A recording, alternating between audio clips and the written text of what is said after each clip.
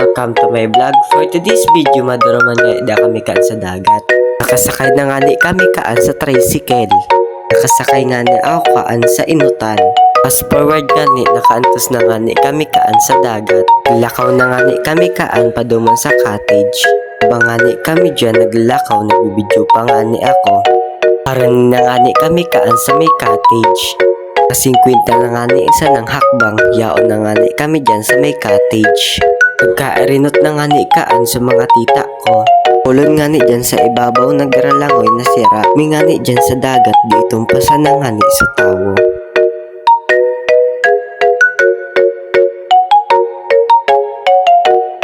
Kapahiling ko nga ni sa indo kung paano kadit ang tawo. Tapos ko nga ni pahilingon sa indo sa mga tao, naglangoy naman nga ni kami kan saro kong tugang. Habang nga ni kami dyan naglalangoy, nagdadakop nga ni kami kaan na sira. Mga banda nga ning alas 9, dakoy na nga ni sa nagralangoy na tao. Nasa gilid na nga ni ako sa nakaanta mainiton nga ni. Kuyan nga ni sa mga kaiba ko. Sa hampa nga ni kang cottage midi itong sana sa nagralangoy na tao. Ani aram kan tita ko na sa iya nakatutok sa camera ko. Mga banda nga ning alaon, nag-uruli na nga ni kami kaan. Raro nga ni kami kaan na bitbitong paduman sa luwasan.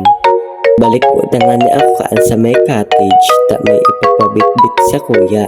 Pagkuko ako nga ni kambit-biton ko, paduman na nga ni kami kaan sa luwasan.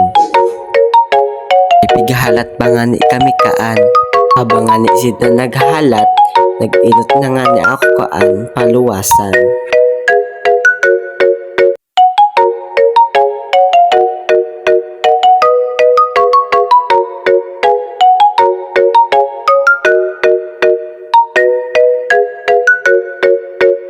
Pinaiba ko na nga ni dyan sa tugang ko.